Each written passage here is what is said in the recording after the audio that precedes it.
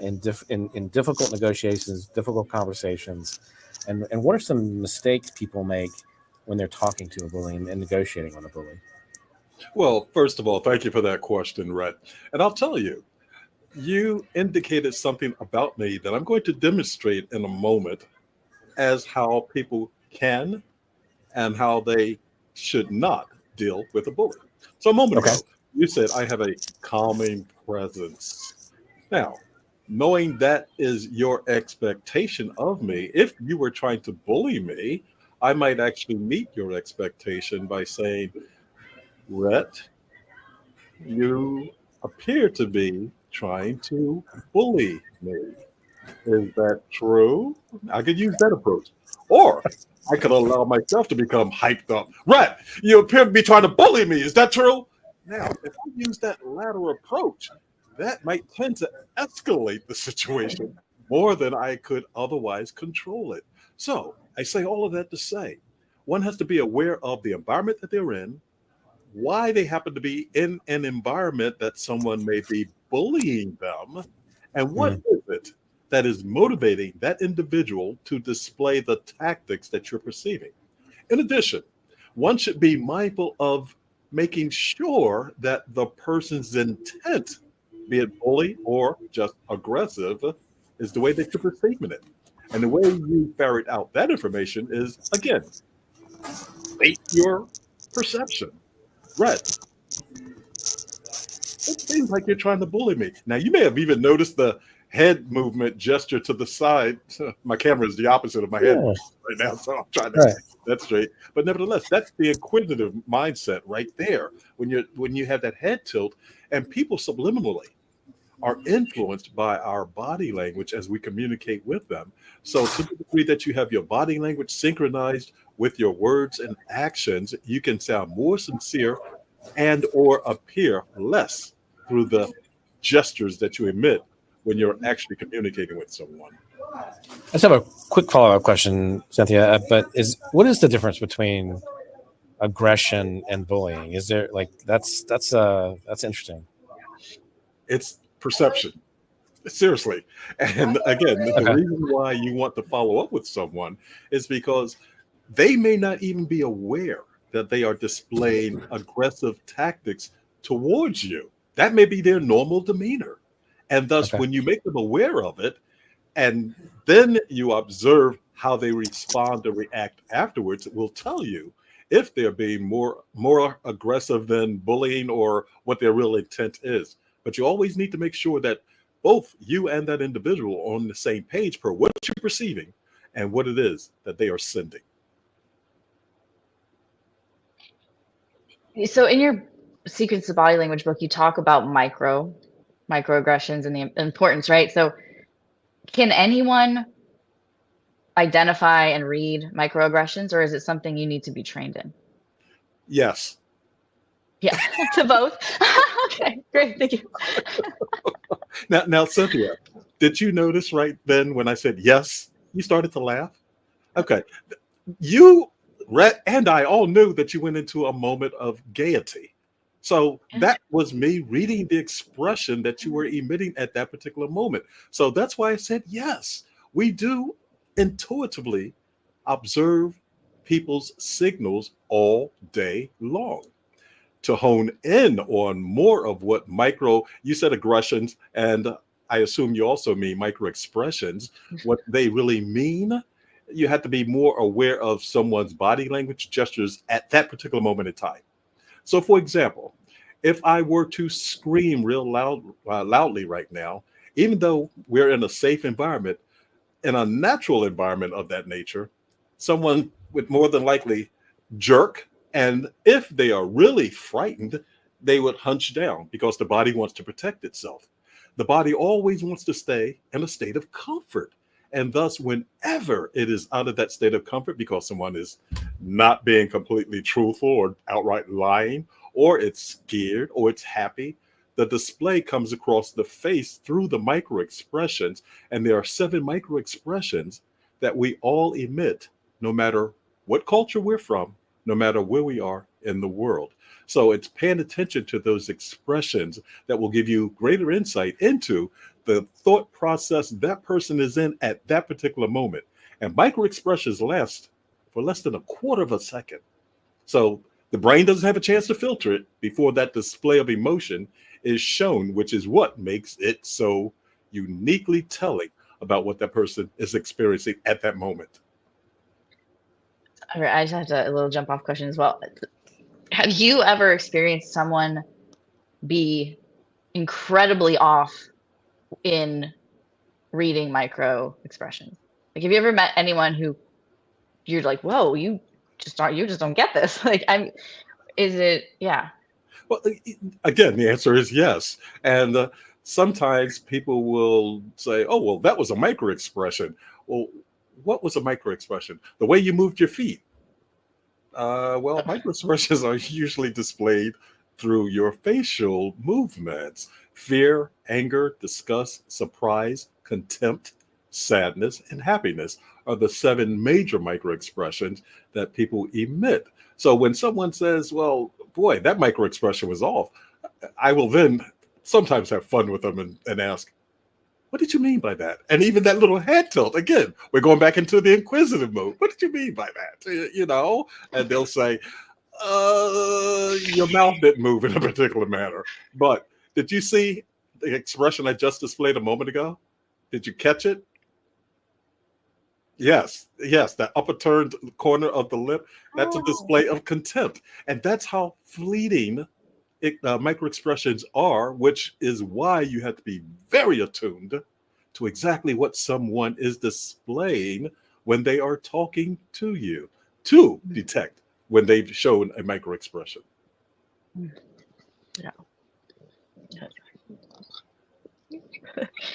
I'm actually worried about you, Greg. I know. You wouldn't be the first one. No. I like to do it. And I'm worried because I'm trying to hold my face together. I'm worried because you have to carry. I mean, you must. I mean, this must be heavy to carry when you see this so much in just every conversation. Well, it goes back to something Cynthia asked a moment ago about to what degree are people aware of them? Can they detect them, et cetera, et cetera?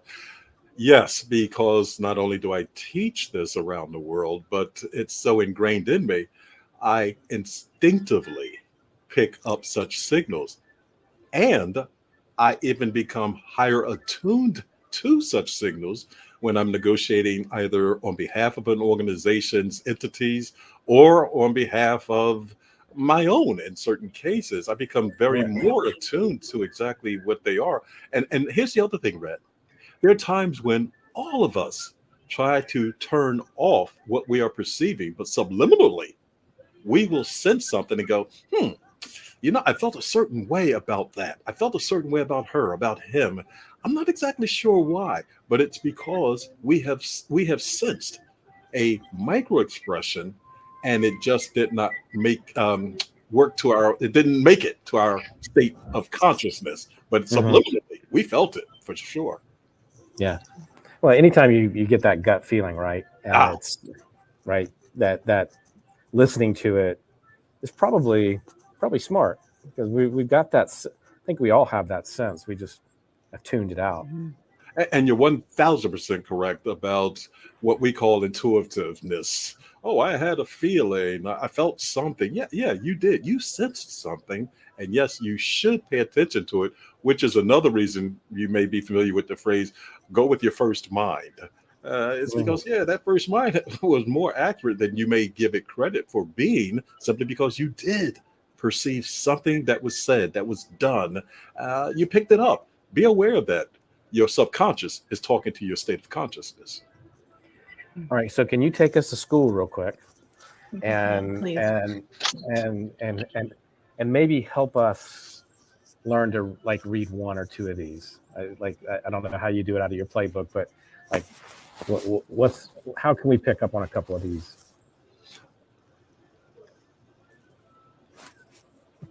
Now, why did you start smiling? Why did both of you start smiling? I was trying to assess how I felt doing it so that I could read what you were doing. And the thing is, You picked up what I was doing. I was smiling. And since since the three of us are aligned in a safe, happy, emotional, set environment, you mimicked what you saw. That's one way that you can also convey sentiments to someone. And the point of the matter is observe how they respond. I say that again. Observe how they respond because it'll let you know to what degree they are mirroring you as you actually project yourself, which also, by the way, in a negotiation is good to sense because that means at that particular moment in time, you're actually leading in the negotiation. And we'll talk more about negotiation strategies too, if you care to do so, because mimicking and using your body language to lead someone is a positive way. Here, see, there you go. Exactly. Red is picking up on it. The head shaking and everything else. So, or nodding, I should say. Mm-hmm.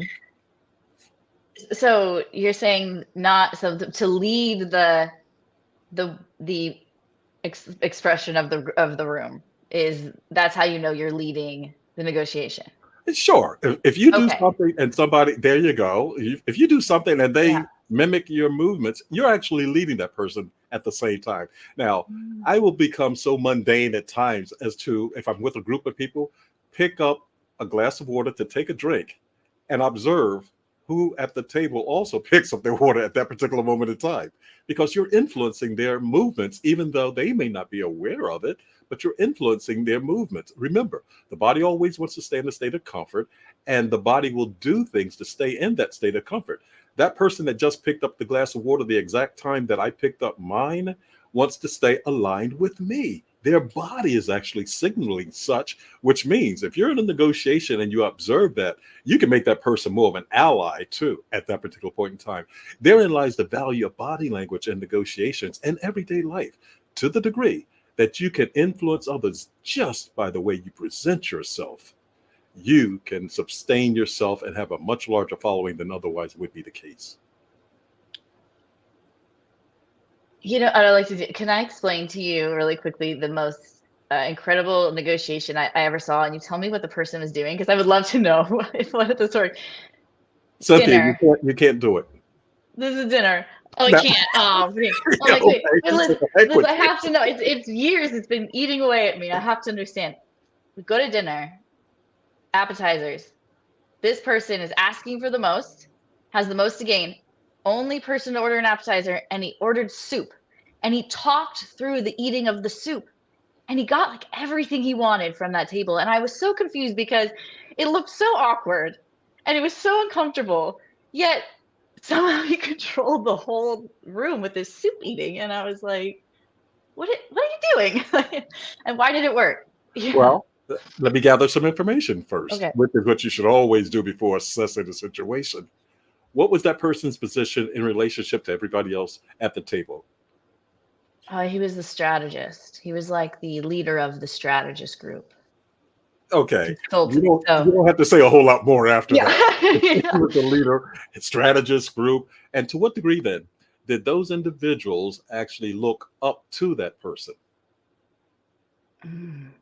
You know, because she can be in a leadership position and people will naturally abide by what that individual is doing, no matter what it is. I mean, not to go into politics at all, but you see people on both sides of the aisle do something, and those further down the food chain, as it were, will mimic those individuals, adopt their position, et cetera, et cetera, et cetera, even to the degree that at the moment, it is not necessarily what they are truly aligned with, but they have to fall in line to stay in line such that they can move up in the line later. People are motivated by actions. Yeah, okay. I was like, you are so comfortable in this room just eating your soup like that. Everyone else is so uncomfortable. Cynthia, Uh, let me ask you a question though. What do you okay. think would have occurred if someone that was near this individual's status would have challenged him? It probably would have been really uncomfortable. Now, now, Actually, yeah. now, let me say something. Your body language spoke before your words did. You went, whew.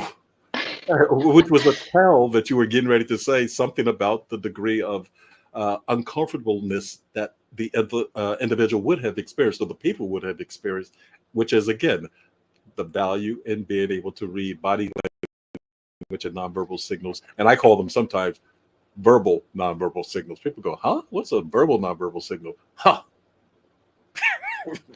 Right there. Huh. Yeah. Okay. Thank you. That's been on my mind for a very long time. When you talk about, just you see people in rooms sometimes, and you know that they're doing something special or different, or they're commanding some kind of energy, and you just cannot figure out how. And but I guess yeah, all of these different things come into play there. Yes. Yeah.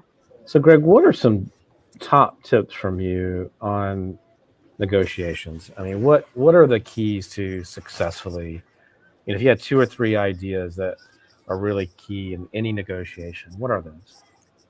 Number one, be prepared. Prepare yourself for any environment that you're going to go into before you enter that environment. What does that mean? That means assess to what degree you may encounter some form of either happiness in the environment, sadness in the environment. Someone may attempt to bully you in the environment. Someone may attempt to embarrass you in the environment. And think about how you're going to respond prior to that. Think about how someone may try and manipulate you in the environment. And if so, why they would do that. Think about the strategies that you will employ built upon the tactics that you gather to actually confront that individual and or turn that individual into your ally. Think about the leverage that you will have in that environment, or that you can create before you go into that environment, such that you appear to be more powerful than you otherwise would be.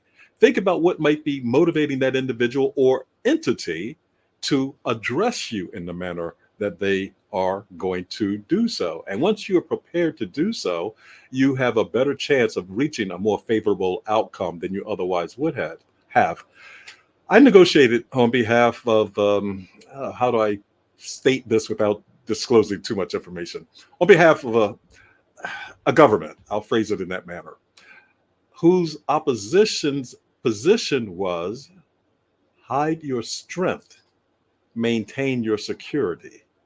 And we discovered that. And they were like, hide your strength, maintain your security. And it was like, okay, what did that mean to them? It meant they did not want us to know where their strong points were, to the degree that we had not already uncovered them. And the fact that they were going to be coy with us throughout the negotiation. No big surprise there, to be quite frank with you, because in high stakes negotiations, entities do not put all of their cards on the table. Very seldom will you see such occur. And thus, you have to understand what game is going on, which is why you always need to assess what might happen before you actually go into a negotiation. Can't hear you, Rhett. Oh, you're muted, Rhett. Oh, that makes sense to me. I was reading your body language, though. So reading lips. Yep.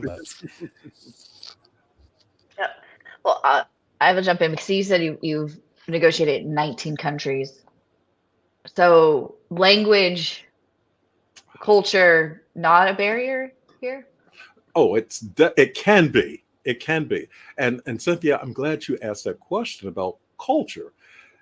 One should never make the assumption because someone comes from a particular culture that they're going to react in a particular manner. They're going to project themselves in a particular manner because, again, garbage in, garbage out, per your assessment of how someone will respond in a particular situation and the strategies and tactics you adapt to actually enhance your negotiation efforts.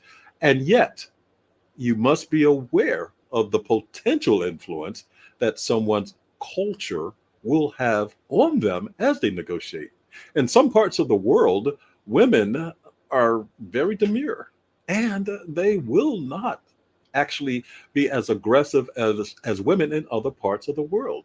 In some parts of the world, you will not hear no when you're negotiating. you'll hear, well, let us think about that. Let us get back to you. It sounds good. You'll hear every doggone thing except no. But therein lies where body language also comes in. If someone says, that's a good proposal, let us think about it. Now you saw the body language. First, I'm nodding, then I'm shaking my head. Saying, yeah, let us think about it. Well, they're signaling that okay, no, it's the real answer. That is not happening. Yeah, exactly. It's not happening. So you have to be aware of that. And as I said, take culture into your planning process, but do not let it to become a dominant factor. And validate as you progress through the negotiation by setting mile markers as to where you thought you'd be versus where you are in the moment, such that you know more about the cultural, let's say, impact it may be having on a negotiation too. It's kind of along the same lines, but a little different. I mean, technology is allowing us now to deal with customers. I mean, you and I both coach, right? And I've got customers, I've got coaching clients and clients that I've never met, and so it's really sometimes hard to get a read on just the facial expressions over Zoom. I mean, how is that changing this art, right? Because then what you do is an art. Let's label it what it is. And how do you do it? I mean, is Zoom change like FaceTime? Has that really changed how we see each other, how we work with each other? No pun intended. Yes, it has changed how we see one another. Yeah. The thing is, Rhett, though, and that's a very important question to address. We can actually see and sense more of someone's expressions and thought processes in a webinar environment when they have their camera on. And I want to be specific about that because sometimes people just don't turn their cameras on. But when they have their cameras on, we are more focused on their facial expressions. And there are times when, if you look closely enough, you can see when someone's pupils dilate, which means they're getting excited in the moment. I mean, that's the degree of depth that we can gain insight about someone's thought process when we are in a Zoom environment. Now, let's take it a step further. Let's say someone does not have their camera on.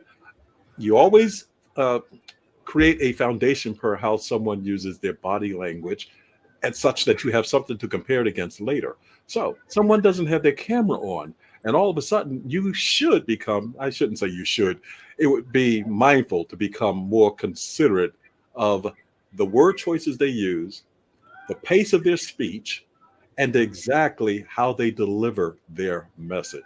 So is it still when they are starting to talk about a particular subject? I mean, okay, the person is getting a little nervous, more than likely.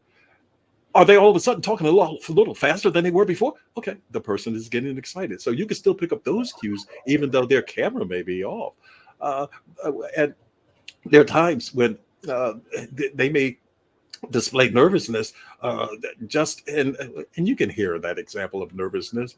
And when you can also watch somebody when they start to swallow a lot, the body again wants to stay in a state of comfort, and someone that's swallowing is trying to lubricate their throat. Yeah. And when they clear their throat, again, it's something else to observe.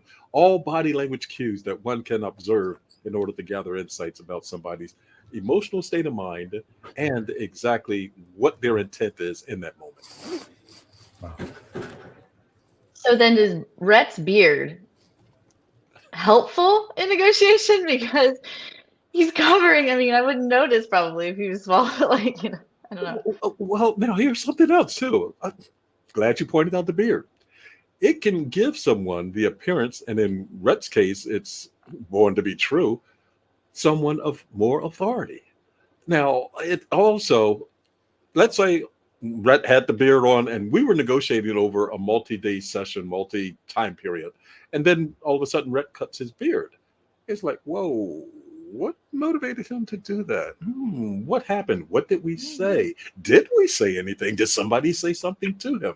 And I'll tell you what, it's something I would pick up on for daggone sure. Hey, Rat, I noticed you cut your beard. Man, you kind of look good. Why did you do it? And just to get his mindset. And Rat would tell me something based on what he told me. And my motto is you're always negotiating. I then have additional insight about what motivated Rhett to do so, when he did it, along with why he did it, and what he suspects or expects to get from doing it. Well, I just want to look better. Oh, wow. Why do you think you didn't look good before? Because XYZ. Oh, okay. Now, if I know that Rhett, let's say hypothetically, if Rhett was vain and he cut his beard, and I wanted to really needle him at some point in the negotiation because I wanted to move him back to center if he had gone too far astray from the plans I had for the outcome of the negotiation, I may say something along the lines of, "Oh, Rhett, you know what? You should have kept that beard, man, because boy, oh boy, you looked a lot better than, just to get under his skin." You should have kept that beard. Brutal. Oh my gosh. That's good. Well, I look good. I don't know what you're talking about. There you I go. There you look go, good. Rhett. Exactly. This is more like a sport. I'm like art. I got $50 riding on this thing. This isn't coming off. All right. Oh boy. Oh. But This is a bet with my 17-year-old or not 18-year-old now. Okay. Well, let me make another comment too about being aware of your environment. At one particular point in my career, I was a professional blackjack player. And one had to always be aware of what was going on in the environment when you were in the casino, because you have the casino pit bosses, the floor managers, actually watching high stake players as to what they're doing, such that the management protected the house. There were times when you'd hear loud music, you hear all kinds of, "Hey, you want another drink?" from the cocktail waitresses. Yeah, they were trying to motivate you to relax and take you off your game. The same thing happens in a negotiation. With that beard example that we just cited, that would be one way of me attempting to take Rhett off his game. If I wanted to needle him even more so, and now that I know that he has a bet with his 18-year-older, I might say something along the lines, "Oh, Rhett, okay, now look, if you think you're going to win this negotiation, I bet you won't win the one with your son or daughter." Did you say son or daughter? You're muted. Son, yeah. Yes. And it also pays to pay attention when you're actually negotiating with someone too. Now I know he has a bet with his son, and I could use that later on if he and I were negotiating. "Hey, how did you make out with that bet with your son? I see you still have the beard. Did you cut it down a little bit?" If he says, "Yeah, I did, but my son didn't notice it," now I know Rhett's willing to walk a fine line between the truth and something that is otherwise the case. You're always negotiating. You're always gathering information. Oh, interesting. Yeah. That was a good one. He walks a fine line between the truth. That's good. That's really good. Oh man. All right. I love the motto, though. I do love the motto, always negotiating. I think that's a good thing. We do have to wrap up, but I think that's a really good motto for us all to carry in business and in life, right? You're always paying attention. You're always gathering information. You're always, life is a negotiation. Yes. Hey, I may make that my new model. Yeah. Mm-hmm. Life's a negotiation. It definitely is. Yeah. What else can I impart? I mean, I know we're supposed to wrap up, but I do have like just one last question, if that's okay with you, right? You got Yeah. Does someone not turning their camera on say something in a negotiation? It can. And again, never make, I hate to make these definitive statements. I'll say, don't make the assumption about someone's actions without verifying them at least, because someone's camera may be broken. which is why they don't have it on. Someone may be shy, which is why they don't have it on. They may have a myriad of reasons as to why they don't have it on. And if you make an assumption, oh, that person's shy, that's why the camera's not on, and then you act as though that assumption has validity, you then approach that person, engage with that person from the wrong mindset. And that you do not want to do, which is why it's so important to understand the real reasoning behind someone's actions. And how might you test it then? I'd like everyone to please turn on your cameras because I want to take a selfie of the group. I mean, what an excuse you use. And see if the person abides by that. The person turns on the camera and then turns it back off afterwards. It's like, okay, now I have some additional input about why that camera is off. And you might, again, cajole, entice some people to say, please let your camera, please keep your camera on so everyone can engage better. Now you're giving them a reason to put it on. And again, you observe what they do based on that. Right. I always wonder, it's so few nowadays, but I've also been that person, and it's interesting the changes in the conversation. I've used it though, and Cynthia, I'm glad you did pose that question, Bill, because in a negotiation, I've kept my camera off just to see if anyone would say anything at a particular point in time, or turned it off at a particular moment when I did not agree with someone. Now, I'll use it as a ploy in that particular case. And I love that. Yeah, someone will say, I love that. Greg, your camera is off. And I won't say a word. So now they can't hear me nor see me. Greg, are you still there? Yeah, I'm here. You heard that tonality. Yes, yeah, I'm here. Okay. The passive expression. Your camera's off. Okay. Yeah, I know. Yeah, exactly. I know. I know. That'd be the different type of signal. Yeah, your point. Yeah, it's off. Yeah, exactly. Yeah, right. your point. Exactly. Your point. So what? Yeah. Oh, that's good. Well, thank you so much. Yeah, I've learned so much here, and I know again, right? There's 7 books. So my question is there an order? Like which book do you think we should pick up first? Well, it depends on where you are in your negotiation skill set, to be quite frank with you. My first book was titled Negotiate, Afraid No More. And it was Afraid, KNOW. And that is really at the elementary level of those that are just breaking into the negotiation space, and or those that really want to start from ground zero. And I built upon it, my series of books from there.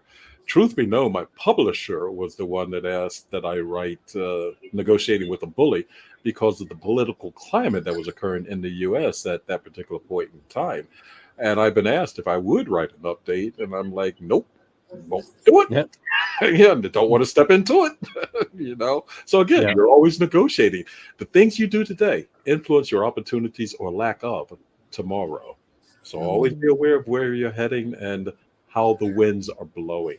And by the way, I've been a political candidate, which is why I'm also very cautious about the direction in which I step.